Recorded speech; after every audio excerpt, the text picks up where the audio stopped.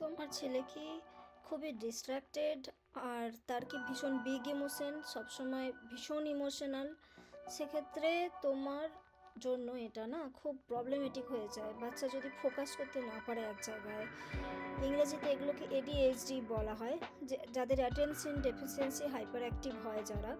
কিন্তু বাংলায় তো সবসময় সবাইকার এডিএইচডি হয়েছে কিনা বলা যায় না। ছোট বাচ্চার এমনিই ছোট বাচ্চাদের অ্যাটেনশন কম থাকে, যারা নিজেদের ইমোশনকে কন্ট্রোল করতে পারে না, একটা জায়গায় ফোকাস করতে পারে না বেশিক্ষণ, এরকম বাচ্চা এখন প্রচুর দেখা যায়, স্পেশালি স্ক্রিন টাইম বাড়ার জন্য। ইভেন আমরা নিজেরাও এখন এক নাগারে যদি বলা হয় অনেক মাকে বাবাকে যে 20টা পাতা পড়তে হবে, পড়তে পারে না একটা, না আমরাও একই কাজ করতে পারি না, আমাদেরও এটা হচ্ছে। তো ছোট বাচ্চাদের কোনো দোষ নাই, এটা এখনকার যুগের প্রবলেম। সবাইকারই অ্যাটেনশন ডেফিসিয়েন্সি, চারিদিকে এত ডিস্ট্রাকশন যে সবাই একটা জিনিসে ফোকাস করতে পারে না। তো ছোট বাচ্চার তো কোনো ব্যাপারই নয়, তাদের তো হচ্ছেই এটাই। তো সেক্ষেত্রে যদি বাচ্চার ফোকাসিংয়ের প্রবলেম থাকে, তো সেক্ষেত্রে আমাদের কিভাবে এগোতে হবে সেটা নিয়ে আমি একটা কোর্স করেছি ইউসি বার্কলে থেকে, তো সেটা নিয়েই আমি কিছু বলতে চাই। তো এই ক্ষেত্রে আমরা যেটা করতে পারি, যে এই ইমোশনাল ডিসরেগুলেশন যদি এক জায়গায় বাচ্চা কিছুতেই করতে না পারে, ফোকাস করতে না পারে, সেক্ষেত্রে আমরা এই কাজগুলো করতে পারি। সেটা হচ্ছে, আমরা এক নম্বর হচ্ছে যে বাইরে খেলাটা ভীষণ জরুরি। প্রত্যেক বাচ্চা সারাদিনে 8 ঘন্টা বাইরের খেলা খুব দরকার। এটা কিন্তু তাদের ইমোশনকে কাম ডাউন করতে, তাদের হরমোনাল হাইপার অ্যাক্টিভিটিকে কাম ডাউন করতে ভীষণভাবে হেল্প করে। সেইটা বাইরে খেলাটা ভীষণ ইম্পর্ট্যান্ট। আর 2 নম্বর হচ্ছে আরেকটা জিনিস করতে পারো, বাইরে যদি না খেলার সিচুয়েশন থাকে, সেক্ষেত্রে যদি তুমি ঘরেতেও ডান্স পার্টি বা এরকম কিছু একটা করতে পারো, সেটা হচ্ছে একটা করা যেতে। নাম্বার দুই হচ্ছে যে আমরা তিন হচ্ছে আরেকটা জিনিস করতে পারি, যে তাদেরকে কিছু টুলস এবং ক্রিয়েটিভ জিনিস দিতে পারি যেটা নিয়ে তারা কাজ করবে। আর তাদের জন্য একটা রুটিন সেট করতে পারি, যে একটা ঘরে রুটিন সেট করে একটা টেবিল সেট করে রাখতে পারি। প্রথমে ঘুম থেকে উঠে তুমি গেট রেস্ট করবে, তারপরে ইট ব্রেকফাস্ট, তারপরে তুমি খাবে, তারপরে তুমি দাঁত মাজবে। এইভাবে তার সারাদিনের একটা রুটিন তৈরি করতে পারি, যে সেই রুটিনটা, সেই শিডিউলটা সে রোজ ফলো করবে। তাহলে না তার সকালে উঠে সে যদি ওটা রোজ দেখে, ও আচ্ছা ঠিক আছে, আমাকে এরপরে এই কাজগুলো করতে হবে, তার ব্রেনটা সেইভাবেই ওয়্যার হয়ে যাবে। তো সেক্ষেত্রে তার ফোকাসিং ওইভাবে বাড়তে পারে, যে এই 8 ঘন্টা তোমাকে পড়তে হবে, তারপরে এই 1 ঘন্টা তুমি খাবে, তারপরে এই সময়টা 15 মিনিট তুমি টিভি দেখবে। এইভাবে যদি তাকে দেওয়া হয় সেক্ষেত্রে খুব ভালো হবে।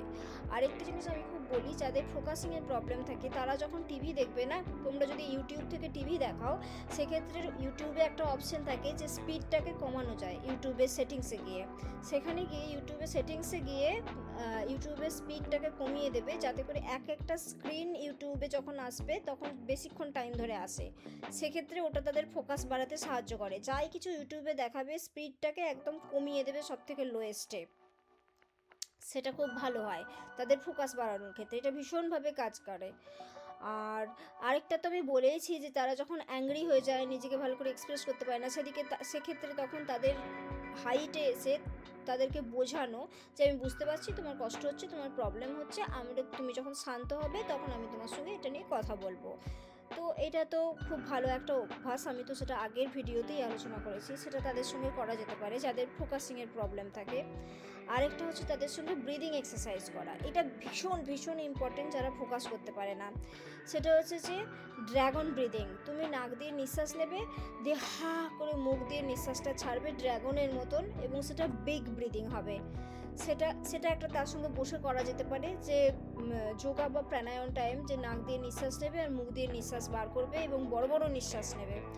এটা একটা তার জন্য খুব ভালো। আর একটা হচ্ছে বাবেল এক্সারসাইজ, আমরা বাবেল নাই কিন্তু প্রিটেন্ড বাবেলের আচরণ করব, মানে মনে করব যেন বাবেল আছে, তবু করে মুখ দিয়ে টানবো বাবেলটা, দিয়ে করে আবার বাবেলটা বার করব। এইটা করে করে তার সঙ্গে ব্রিদিং এক্সারসাইজ করা 20 মিনিট সারাদিনে, এটা যদি করা হয় সেক্ষেত্রে তার ফোকাসিং বাড়বে। এইগুলো করা খুব ভালো। আরেকটা হচ্ছে যাদের ফোকাসিংয়ের প্রবলেম, তাদেরকে পাজেল করতে পাজেল সলভ করতে গেলে তাদের মানে অনেকক্ষণ টাইম ওইটার উপরে কনসেন্ট্রেট থাকবে। সেটা পাজেল করে করে তাদের ফোকাসিং বাড়ানো করা হতে পারে, এবং পাজেল সলভ করতে পারলে, নিজের জুতো যদি বাঁধতে পারে, নিজের কাজ যদি নিজে করতে পারে, তাকে হাই ফাইভ দেয়া, তাকে আরও বেশি উৎসাহিত করা যে বা দারুণ তুমি করছো, খুব ভালো এটা করছো, এগুলো করে করে তার ফোকাসিং আস্তে আস্তে বাড়ানো যায়। মনে রাখো যে এইটা কিন্তু সারা লাইফ চলবে না, যার বড় হওয়ার সঙ্গে সঙ্গে হরমোনাল চেঞ্জের সঙ্গে আস্তে আস্তে ফোকাসিং এইভাবে ছোটোবেলা থেকে তুমি যদি এই অভ্যাসগুলো কন্টিনিউয়াস করতে থাকো, বাড়বেই বাড়বে। এবং বড় বড় সায়েন্টিস্টরাও যারা আছে পৃথিবীতে, তাদের সবাইকার অনেকেরই ছোটোবেলায় ফোকাসিংয়ের প্রবলেম ছিল। এটা নিয়ে ভয় পাওয়ার কিছু কারণ নেই। ADHD এখনকার দিনে ভীষণ নর্মাল জিনিস। ঠিক আছে, এরপর আমি এই নিয়ে আরও ভিডিও বানাবো। হোপফুলি তোমরা সবাই ভালো থাকবে, আর আমার এই চ্যানেলটা ভালো লাগলে প্লিজ একটা সাবস্ক্রাইব করে দাও। আমরা সবাই তোমার সঙ্গে আছি, যা বাচ্চার এরকম আছে, আমরা সবাই তোমার সঙ্গে আছি।